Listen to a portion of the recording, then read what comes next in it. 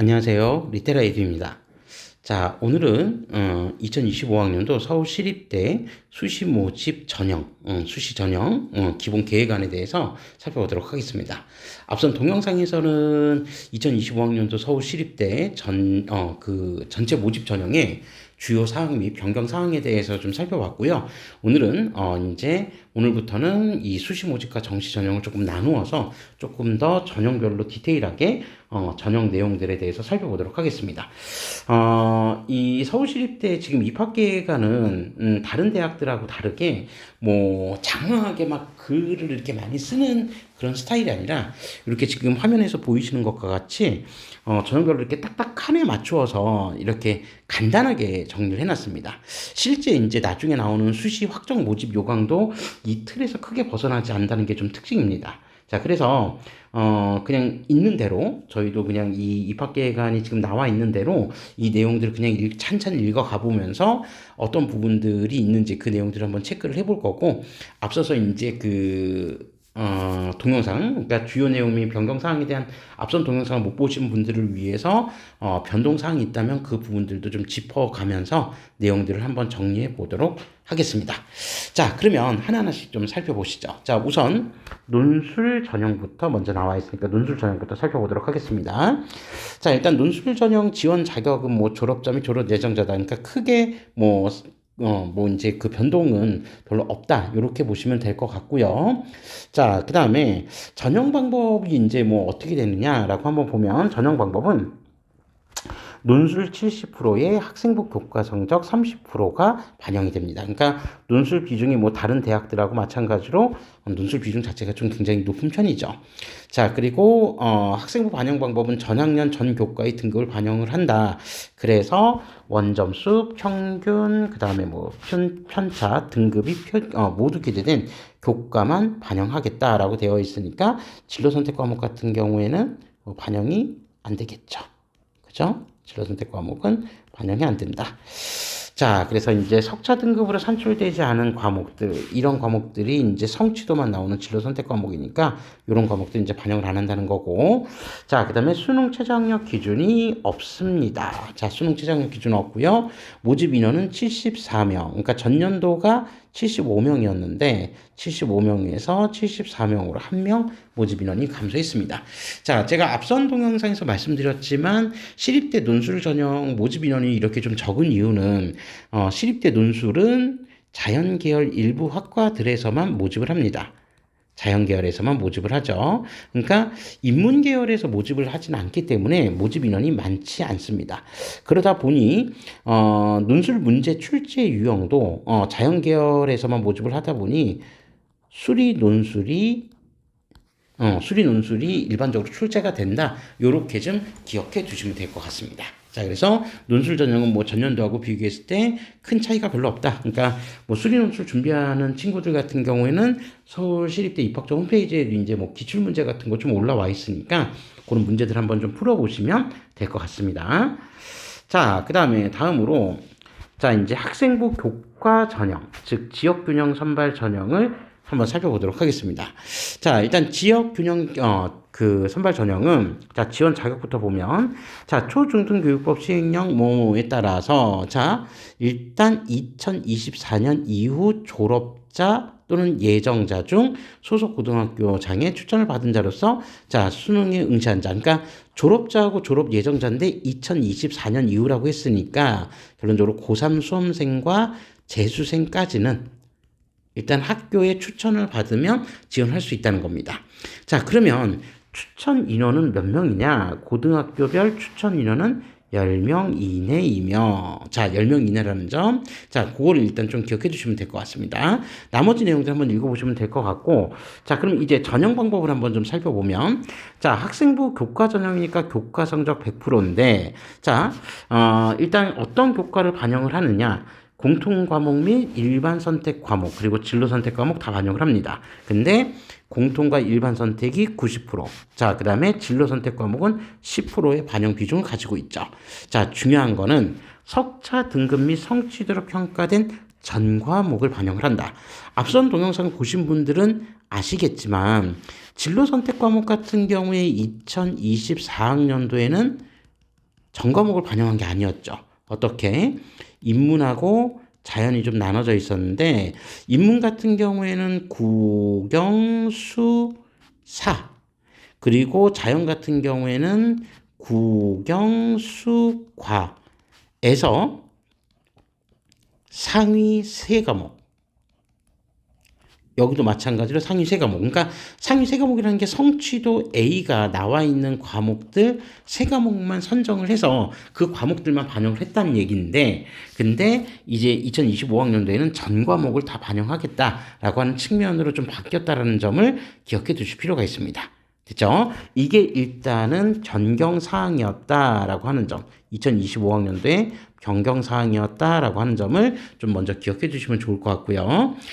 자, 그 다음에 수능 최저학력 기준이 적용이 됩니다. 그래서 인문계열 같은 경우에 수능 최저학력, 이건 전년도에도 적용했었던, 그 기준입니다. 자, 그래서, 자, 국어 뭐 제한 없고요. 자, 선택에 수학도 인문계열 같은 경우는 제한 없습니다. 아무거나 선택해도 좋다.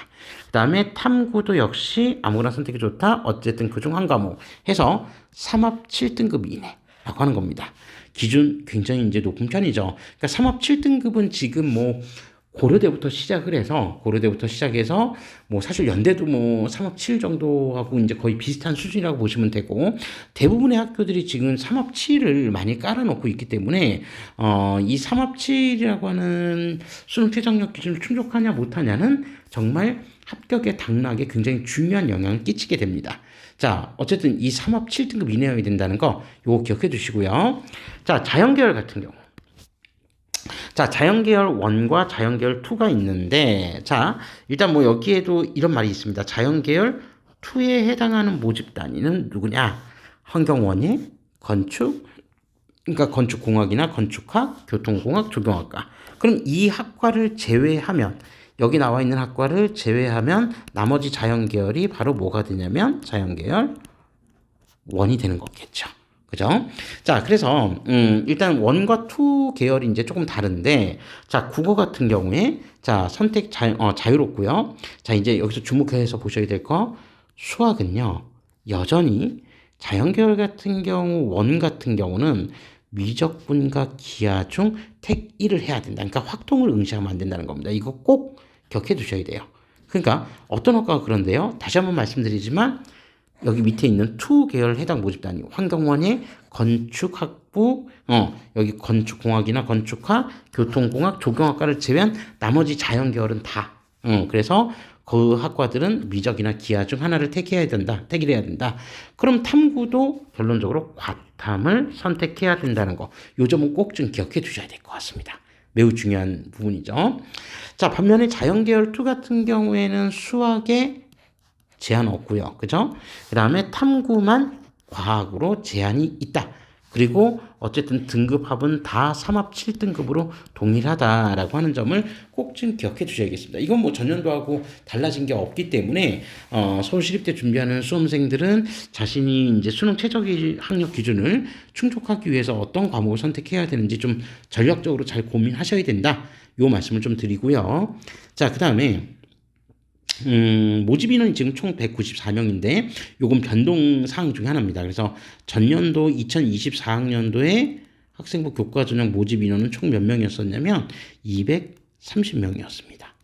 근데 2025학년도에 194명으로 지금 감소를 했기 때문에 결론적으로 지금 한 36명 정도, 그러니까 모집 인원 감소가 발생을 했다. 요 점을 좀 참고해서 기억해 주실 필요가 있겠죠. 자, 그런 내용들 하나 좀 짚고 넘어가고요. 자, 그 다음에 두 번째, 자, 학생부 종합전형. 이제 종합전형은 이제 원전형도 있고, 요 밑에 보시는 투전형도 있습니다. 그죠? 자, 원전형 같은 경우 우리는 보통 이제 통상 면접형 전형이라고 하고, 그 다음에 투전형을 서류형 전형이라고 한다. 그래서 면접형 같은 경우는 단계별 전형으로 1단계, 2단계 단계별 전형으로 신입생을 모집하고, 서류형은 일괄 전형, 서류 평가만 한다. 요렇게 좀 우리가 좀 개념을 좀 정리하고 이제 들여다 보시는 게 좋습니다. 자, 그래서 자, 지원 자격을 보면 자, 이제 지원 자격은 뭐 크게 제한이 있다고 볼 수는 없고요. 전형 방법만 일단 우리가 좀 초점을 좀 맞춰 보면 자, 원전형 같은 경우 즉 면접형은 자, 제가 말씀드린 대로 단계별 전형을 합니다. 그래서 1단계는 서류 평가 100%, 즉 학생부에 대한 평가를 이제 하게 되고 전체 지원자들 중에서 모집 인원의 3배수만 1단계에서 선발을 합니다. 그래서 이 선발된 3배수 인원들을 대상으로 해서 2단계 서류평가 50과 면접평가 50을 합산해서 최종 합격자를 선발하게 되죠. 자, 이 부분도 앞선 동영상 들어보신 분들은 아시겠지만 전년도에는 면접평가 반영 비중이 40밖에 안 됐었습니다. 그죠? 뭐 40도 적은 건 아니지만. 그러니까 당시에는 서류평가가 60%였고 면접이 40%였는데 2025학년도에는 면접평가 비중을 더 높였다. 그래서 면접평가 비중이 상승했다라고 하는 측면, 그만큼 면접에 대한 비중이 더 높아졌다라고 하는 거를 꼭 좀 기억해 두실 필요가 있습니다. 그리고 모집 인원은 369명인데 전년도에는 370명, 그러니까 모집 인원 감소 영향이 거의 뭐 높지는 않았다. 전체 모집 인원 중에서는 뭐 그 정도로 조금 이해하시면 될 것 같습니다. 2024학년도가 그랬다는 얘기고요. 자, 그다음에 투 전형 이제 서류형입니다. 자, 서류형 같은 경우에 뭐 지원 자격은 여러분들이 한번 빠르게 훑어보시면 될 것 같고 전형 방법. 자, 일괄 합산 방식이다. 단계별 전형 없이, 즉 면접평가 없이 서류평가 100%만으로 학생들을 선발을 한다. 이렇게 되어 있고요. 자, 대신에 원래 전년도에는 서류평가 100으로 그냥 끝냈는데 2025학년도에는 수능 최저학력 기준이 신설이 됐다라고 앞선 동영상에서도 말씀드린 적이 있습니다. 이거는 2025학년도에 서류형의 매우 중요한 변화 포인트다. 요거를 꼭 잊지 말고 기억해 주셔야 됩니다. 자, 그래서 일단 이제 또 학생부 교과 전형에서도 수능 최저학력 기준이 적용이 됐었는데 이 교과 전형하고 지금 여기 종합 전형 서류형에서 적용되는 수능 최저학력 기준이 좀 다릅니다. 그러니까 뭐 결론부터 말씀드리자면 교과 전형 같은 경우는 3합 7등급 이내였는데 자, 학생부 종합 서류형 같은 경우에는 2합 5입니다.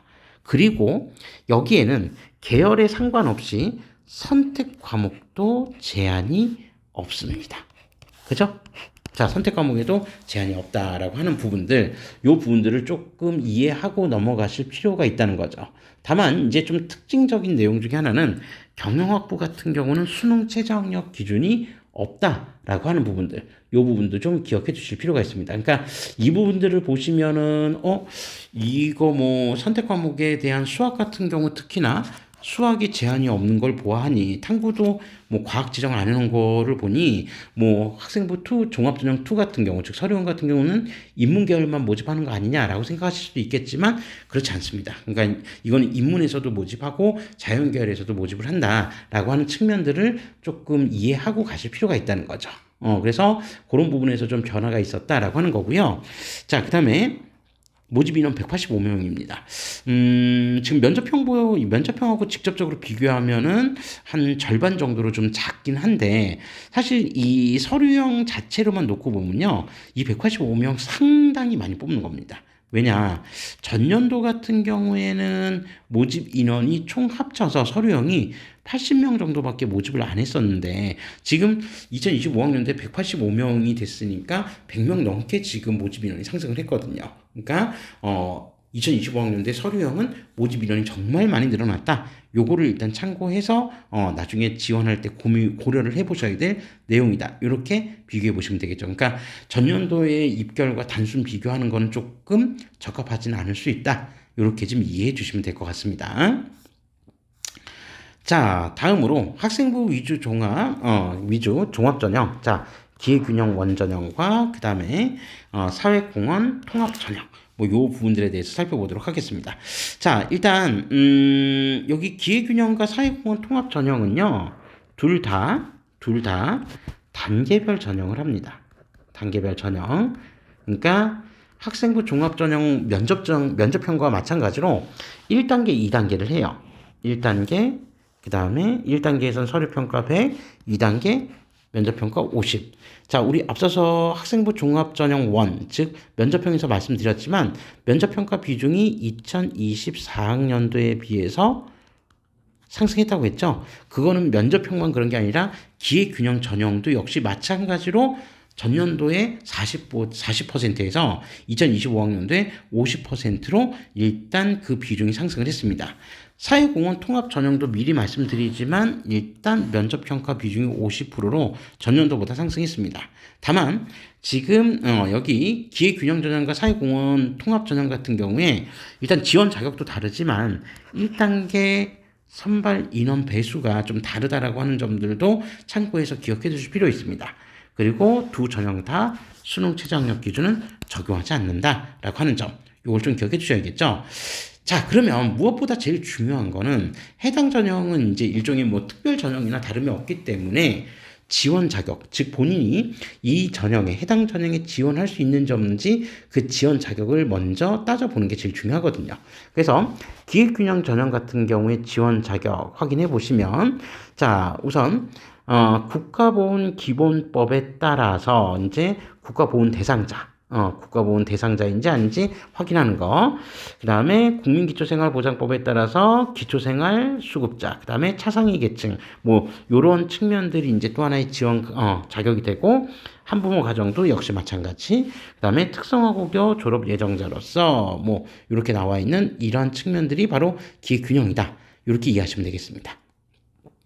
자, 그리고 모집 인원은 140명인데, 전년도에는 143명을 모집했습니다. 그러니까 3명의 모집 인원이 감소했다. 근데 이제 뭐 큰 차이는 별로 없다. 이렇게 이해해 주시면 될 것 같고요. 자, 그 다음에 사회공헌 통합 전형 같은 경우에는, 자, 뭐, 선발 방법이나 이런 부분들을 말씀드렸으니까 그건 넘어가고, 34명 뽑는데, 요거는 전년도와 모집 인원은 동일하다. 이렇게 보시면 되겠습니다. 그러면 지원 자격은 어떻게 되는지 지원 자격만 한번 보면요. 민주화 운동 관련된 이제 그 지원 자격, 그다음에 뭐 의사상자 뭐 지원 자격, 그다음에 뭐 외국 국적이었다 뭐 이런 부분, 그다음에 다자녀, 여기 다자녀는 3자녀 이상이네요. 그다음에 난민법에 따라서 난민의 자녀, 뭐 이런 식의 일단 해당 지원 자격이 되어 있다라고 하는 부분들을 좀 이해해 주시면 될 것 같습니다. 그리고 실기 실적 전형 같은 경우에는 해당 지원 자격이 있는 이제 친구들, 이제 지원하려고 고민하는 수험생들만 한번 좀 살펴봐 주시면 될 것 같고요. 자, 그다음에 수시 모집 비교 내신 대상자 반영 방법, 즉 논술 전형에서는 어떻게 반영이 되는지에 대한 부분들이 나와 있는데, 뭐 요것도 역시 해당 대상자들만 살펴보시면 될 것 같습니다. 자, 이상으로 2025학년도 서울시립대 수시 전형에 관련된 주요 내용들, 그리고 변동사항 일부를 좀 살펴보면서 말씀드렸습니다. 자, 이제 우리는 다음 동영상에서 2025학년도 서울시립대 정시 전형에 관한 세부적인 내용들은 좀 살펴보면서 이제 시립대 전형에 대한 전반적인 사항을 마무리하도록 하겠습니다. 지금까지 시청해 주셔서 감사합니다.